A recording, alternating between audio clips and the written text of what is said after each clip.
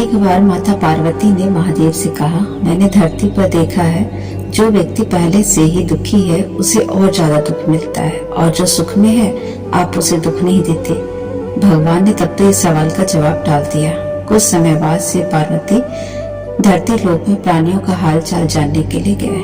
दोनों ने मनुष्य का रूप धारण किया और पति पत्नी के रूप में एक गांव के पास जाकर डेरा जमाया। शाम के समय महादेव ने कहा कि हम यहाँ मनुष्य रूप में आए हैं तो हमें यहाँ भोजन करना होगा, तो मैं सामान लेने के लिए जाता हूँ, जब तक तुम चूल्हा बनाकर तैयारी करो। पार्वती ने रसोई की तैयारी शुरू की। वे चूल्हा बनाने के लिए बाहर से ईंटें लेने गई और गांव में कुछ जर्जर हो चुके मकानों से ईंटें लाकर चूल्हा तैयार किया। चूल्हा तैयार होते ही महादेव खाली हाथ लौट आए।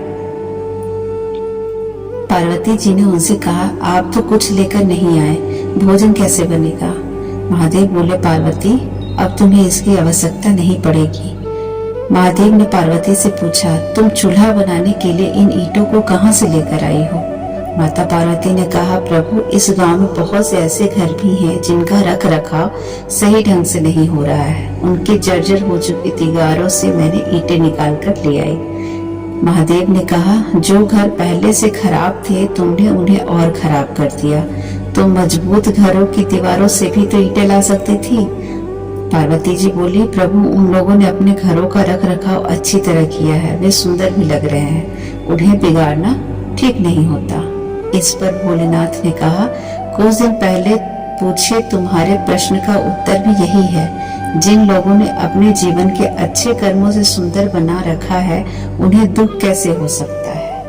यह सब कर्मों का फल है। जो व्यक्ति अच्छे कर्म करता है उसे सुख मिलता है, और जो बुरे कर्म करता है उसे दुख भोगना पड़ता है। जो व्यक्ति पहले से ही दुखी है उसे और दुख इसलिए मिलता है क्योंकि उसने पहले बुरे कर्म किए होंगे, और जो सुखी है उसे दुख इसलिए नहीं मिलता क्योंकि उसने अच्छे कर्म किए होंगे। भोलेनाथ ने आगे समझाया कि कर्मों का फल अवश्य मिलता है, चाहे वह अच्छा हो या बुरा। इसलिए मनुष्य को हमेशा अच्छे कर्म करने चाहिए ताकि उसे सुख मिले और दुख से बचा जा सके।